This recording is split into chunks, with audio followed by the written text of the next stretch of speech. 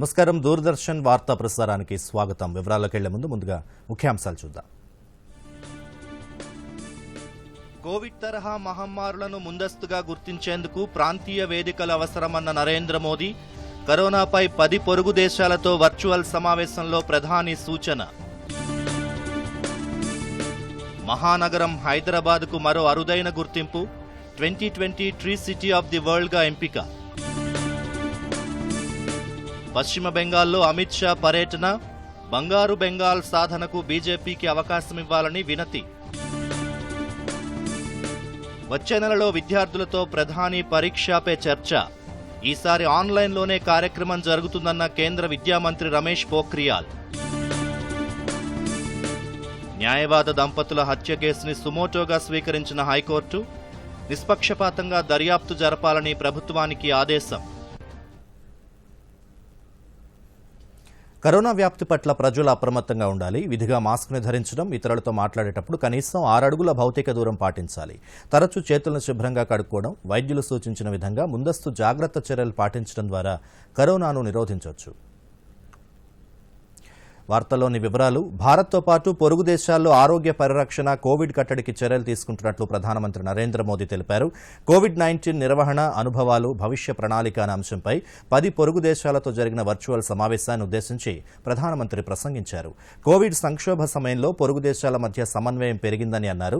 భవిష్యత్తులో కోవిడ్ వంటి మహమ్మారులను ముందే గుర్తించేందుకు ప్రాంతీయ వేదిక ఏర్పాటు చేయాలని ప్రధాని సూచించారు. అలాగే వైద్య నిపుణులకు ప్రత్యేక వీసాలు, రోగులను తరలించేందుకు ప్రత్యేక విమాన అంబులెన్సుల ఏర్పాటుకు చర్యలు తీసుకోవాలన్నారు. మన దేశంలో అమల్లో ఉన్న ఆయుష్మాన్ భారత్ ఇతర దేశాలు కేస్ స్టడీగా తీసుకుని అధ్యయనం చేయాలని కూడా ప్రధాని సూచించారు.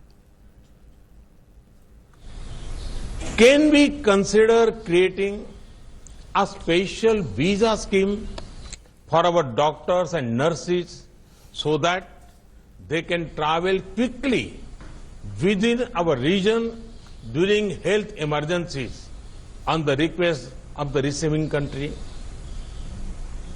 Can our civil aviation ministries coordinate a regional air ambulance agreement for medical contingencies?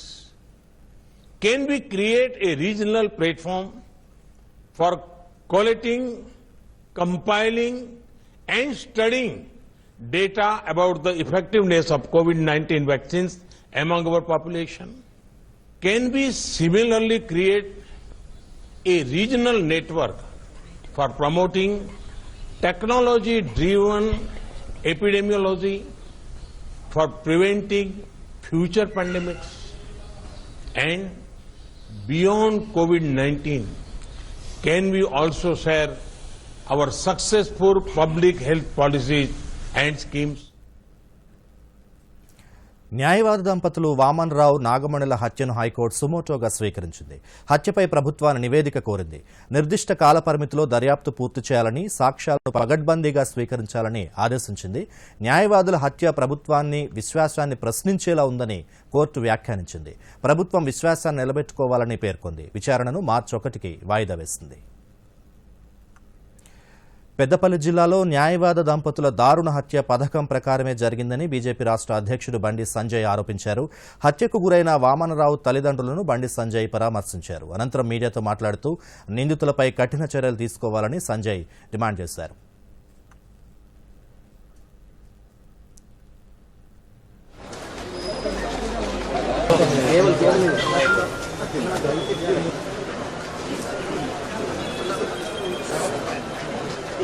హైకోర్టుకు సంబంధించినటువంటి న్యాయవాద దంపతులు గట్టు వామనరావు గారు, గట్టు నాగమణి గారిని కొంతమంది పెద్దల ప్రమేయంతో, పెద్దల డైరెక్షన్తో, పెద్దల బ్లెస్సింగ్స్తో కొంతమంది టీఆర్ఎస్ గుండాలు దారుణంగా హత్య చేయడం దీన్ని భారతీయ జనతా పార్టీ తీవ్రంగా ఖండిస్తా ఉన్నది. ఇటువంటి హత్యా రాజకీయాలను భారతీయ జనతా పార్టీ వ్యతిరేకిస్తున్నది. చేసేవారి పట్ల కూడా భారతీయ జనతా పార్టీ కఠినంగా వివరిస్తుంది. వామన్ రావు వారి దంపతులను నిన్న దారుణంగా హత్య చేయడం నిజంగా ఇంతకంటే మూర్ఖత్వం ఇంకోటి కాదు. నడి రోడ్డు మీద అందరూ చూస్తుండగా హత్య చేయడం మామూలు విషయం కాదు. అలాగే ఈ కేసుని సిబిఐకి అప్పగించాలని పిసిసి అధ్యక్షుడు ఉత్తమ్ కుమార్ రెడ్డి పునరుద్ఘాటించారు. హైకోర్టు ప్రధాన న్యాయమూర్తిని కలిసి ఫిర్యాదు చేస్తామని తెలిపారు. ఇదే గట్టు వామనరావు గారు హైకోర్టును ఆశ్రయించడం. ఇదిలా ఉండగా వామనరావు హత్యను ఖండిస్తూ అఖిలపక్షం ఆధ్వర్యంలో మంథని నియోజకవర్గంలో బంద్ పాటించారు.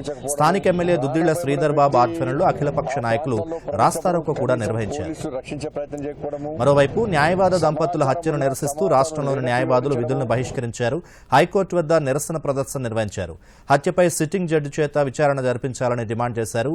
న్యాయవాదుల రక్షణ కోసం న్యాయవాద చట్టాలను అమలు చేయాలని కోరారు. కాగా ఈ హత్యల్లో ఆరోపణలు ఎదుర్కొంటున్న నిందితుడు కుంటా శ్రీనివాస్ను పోలీసులు అదుపులోకి తీసుకుని విచారిస్తున్నట్లుగా తెలుస్తోంది.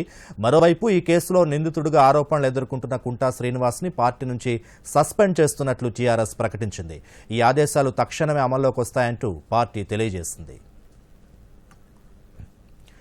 ముఖ్యమంత్రి కె చంద్రశేఖరరావు అజ్మీర్ దర్గా ఉరుసు ఉత్సవాల్లో సమర్పించే చాదర్ను పంపించారు. దర్గాలో సమర్పించేందుకు ప్రత్యేకంగా రూపొందించిన చాదర్ను ముస్లిం మత పెద్దలు ఈ ఉదయం ప్రగతి భవన్లో ముఖ్యమంత్రి ముందు ప్రదర్శించారు. ఈ సందర్భంగా మత పెద్దలు ప్రత్యేక ప్రార్థనలు చేశారు. తెలంగాణ రాష్ట్రం అన్ని రంగాల్లో సుభిక్షంగా ఉండాలని, వ్యవసాయ రంగం పురోగమించాలని ప్రార్థించారు. అజ్మీర్ దర్గా ఉత్సవాల సందర్భంగా సీఎం ముస్లిం సోదరులకు శుభాకాంక్షలు తెలిపారు. ఈ కార్యక్రమంలో హోంమంత్రి మహమూద్ అలీ, వక్ఫ్ బోర్డు చైర్మన్ మహమ్మద్ సలీం తదితరులు పాల్గొన్నారు. హరిత తెలంగాణ లక్ష్యంగా మొక్కల పెంపకం చేపట్టిన రాష్ట్ర ప్రభుత్వానికి ప్రత్యేక గుర్తింపు లభించింది.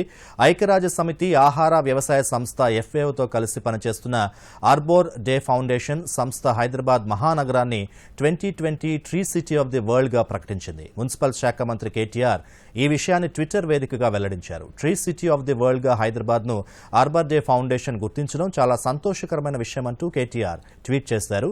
హరితహారం కార్యక్రమంలో భాగంగా పచ్చదనాన్ని పెంచేందుకు తాము చేసిన ప్రయత్నాలకు ఇదో గుర్తింపని కేటీఆర్ అన్నారు. హరితహారంలో భాగంగా హైదరాబాద్లో 2020 వరకు 2.4 కోట్ల మొక్కలు నాటినట్లు ఆర్బర్ డే ఫౌండేషన్ తన వెబ్సైట్లో వెల్లడించింది.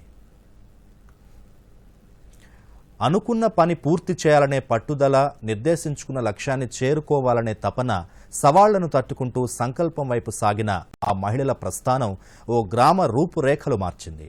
స్వశక్తితో అభివృద్ధికి కొత్త నిర్వచనమిస్తున్న భూపాలపల్లి జిల్లా కాల్వపల్లి గ్రామ పంచాయతీ పాలక మండలిపై దూరదర్శన్ ప్రత్యేక కథనం. భూపాలపల్లి జిల్లా చిట్యాల మండలం కాల్వపల్లి గ్రామ పంచాయతీలో అడుగడుగున మహిళల ప్రాముఖ్యత కనిపిస్తోంది. కేవలం 552 మంది జనాభా కలిగిన కాల్వపల్లి గ్రామ పంచాయతీ పాలకవర్గంలో అందరూ మహిళలే ఉన్నారు. సర్పంచ్, ఉప సర్పంచ్తో పాటు 5 వార్డు సభ్యులు, ఎంపీటీసీ, పంచాయతీ కార్యదర్శి మహిళల్లే కావటం విశేషం. నూతనంగా ఏర్పడ్డ గ్రామ పంచాయతీ, ఈ గ్రామ పంచాయతీలో 6 వార్డు మెంబర్లు అందరూ మహిళలే. అలాగే పంచాయతీ కార్యదర్శి, ఎంపీటీసీ కూడా మహిళలే కావడం విశేషం. మా గ్రామంలో 552 మంది జనాభా ఉన్నారు. 196 జాబ్ కార్డులు ఉన్నాయి. ఈ ఆర్థిక సంవత్సరంలో 80% పనులు పూర్తి చేశాము. మిగతా పనులు ఆర్థిక సంవత్సరం ముగిసేసరికి 100% పనులు పూర్తయ్యేలా చూస్తాము. ఈ గ్రామం 100% లాట్రూమ్లు, 100% ఇంటికో ఇంకుడు గుంత 100% పూర్తయినాయి. ఈ గ్రామంలో సెగ్రిగేషన్ షెడ్డు, డంపింగ్ యార్డు పూర్తి చేశాము. అలాగే పల్లె ప్రకృతి వనాన్ని కూడా ఏర్పాటు చేయడం జరిగింది. శ్మశాన వాటిక పనులు 90% కంప్లీట్ అయింది, జరుగుతున్నాయి.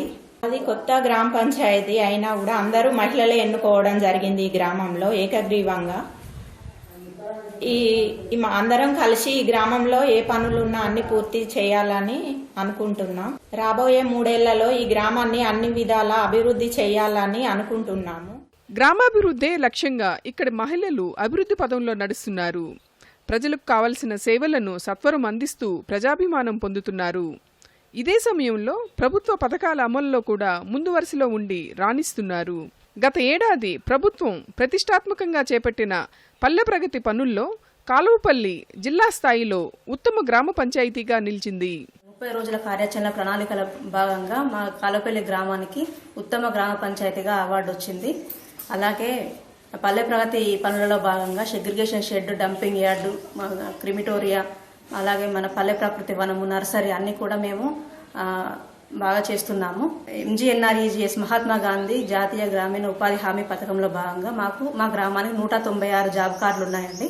అలాగే అందులో 57 పనులు పూర్తయినాయి. మహిళా పాలకవర్గం ఏర్పడిన తర్వాత బహిరంగ మలమూత్ర విసర్జన రూపుమాపడమే లక్ష్యంగా సభ్యులు పనిచేశారు. ప్రతి ఇంటికి మరుగుదొడ్డి నిర్మించుకునేలా ప్రజల్లో అవగాహన కల్పించారు. ఇదే సమయంలో నీటి ఆదా ఆవశ్యకత, ఇంకుడు గుంతల అవసరాన్ని వివరించి గ్రామస్తులకు భాగస్వామ్యం కల్పించారు. దీంతో గ్రామంలోని ప్రతి ఇంట్లో మరుగుదొడ్డితో పాటు ఇంకుడు గుంతలు కనిపిస్తున్నాయి. మేము అన్ని పనులు పూర్తి చేస్తున్నాము. ఒకటి ఏంటంటే 100% అన్నీ పూర్తయినాయి. డంపింగ్ యార్డ్, మశన వాటిక, పల్లె ప్రకృతి అన్నీ పూర్తయినాయి. మాకు సఫాయిలైనా ఏదైనా అన్నీ పూర్తిగా మంచిగా ఊడవడం, అన్ని పల్లెల్లో అన్ని వెలుగుగా చేస్తున్నాం.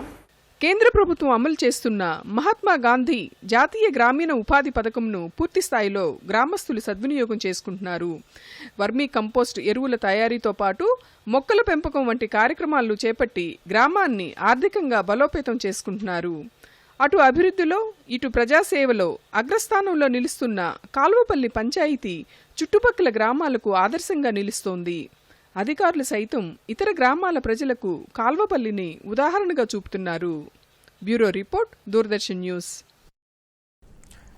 నగర పట్టణ వాసులకు మానసిక ఉల్లాసంతో పాటు ఆహ్లాదకర వాతావరణం అందించేందుకు అర్బన్ ఫారెస్ట్ పార్కులు ఏర్పాటు చేస్తున్నట్లు అటవీ పర్యావరణ శాఖ మంత్రి అల్లోల ఇంద్రకరణ్ రెడ్డి ప్రకటించారు.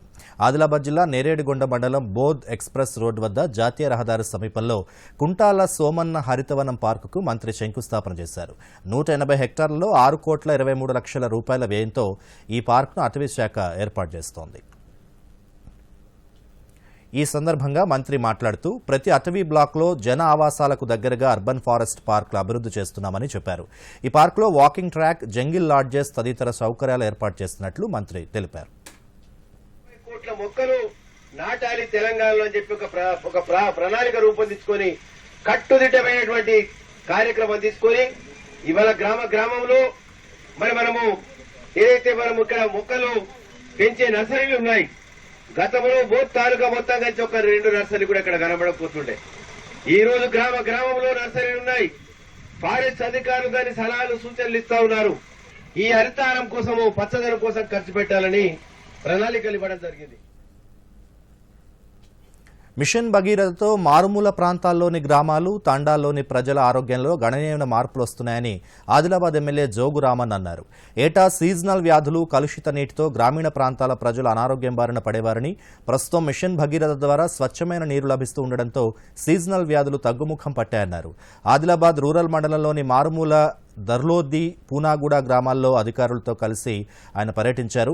రోడ్డు సౌకర్యం లేని గ్రామాలకు వెంటనే రహదారి మంజూరు చేస్తామని జోగురామన్న హామీ ఇచ్చారు.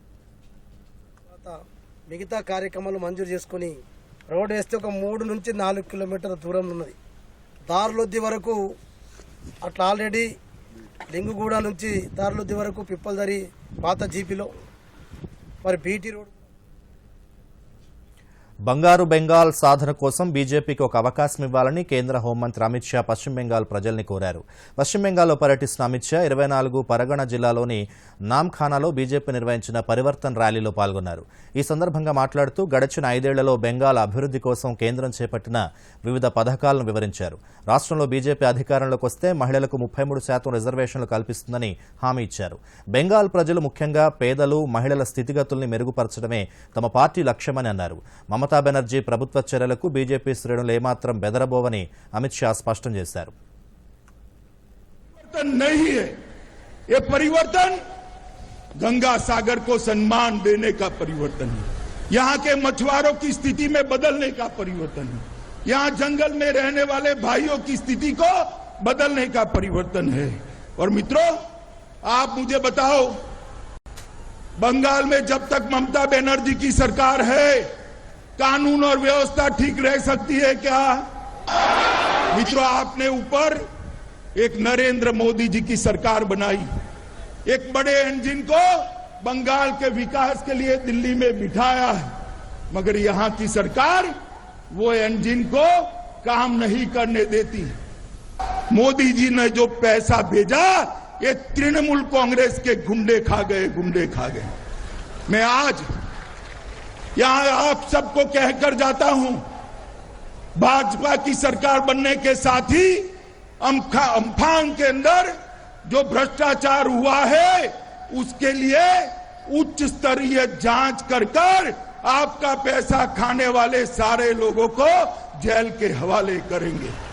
मित्रों, ప్రతి ఏటా వార్షిక పరీక్షల సమయంలో ప్రధానమంత్రి నరేంద్ర మోదీ విద్యార్థులతో ముఖాముఖి జరిపే కార్యక్రమం పరీక్షా పే చర్చ వచ్చే నెలలో జరుగుతుందని కేంద్ర విద్యాశాఖ మంత్రి రమేష్ పోఖ్రియాల్ చెప్పారు.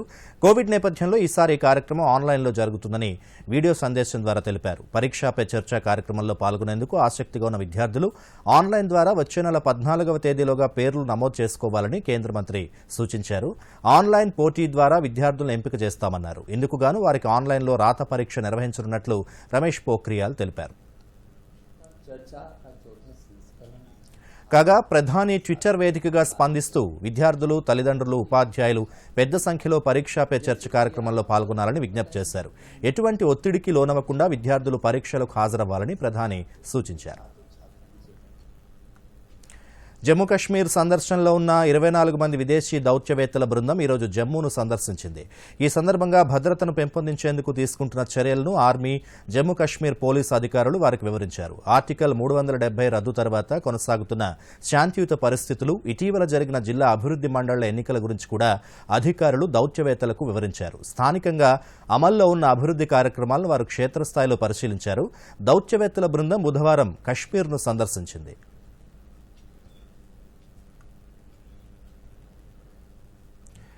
మరోసారి ముఖ్యాంశాలతో వార్తలు ముగిద్దాం. నమస్కారం. దూరదర్శన్ యాదగిరి వార్తలను ఇప్పుడు సోషల్ మీడియాలో కూడా చూడవచ్చు. యూట్యూబ్ అయితే డిడి న్యూస్ తెలంగాణ, ట్విట్టర్ అయితే DD news Telangana @DD Yadagiri news, మరి ఫేస్బుక్ అయితే డిడి న్యూస్ తెలంగాణలో చూసి సబ్స్క్రైబ్ చేసి లైక్ చేయండి, షేర్ చేయండి. కోవిడ్ తరహా మహమ్మారులను ముందస్తుగా గుర్తించేందుకు ప్రాంతీయ వేదికలు అవసరమన్న నరేంద్ర మోదీ, కరోనాపై 10 పొరుగు దేశాలతో వర్చువల్ సమావేశంలో ప్రధాని సూచన. మహానగరం హైదరాబాద్కు మరో అరుదైన గుర్తింపు, 2020 ట్రీ సిటీ ఆఫ్ ది వరల్డ్గా ఎంపిక. పశ్చిమ బెంగాల్లో అమిత్ షా పర్యటన, బంగారు బెంగాల్ సాధనకు బీజేపీకి అవకాశమివ్వాలని వినతి.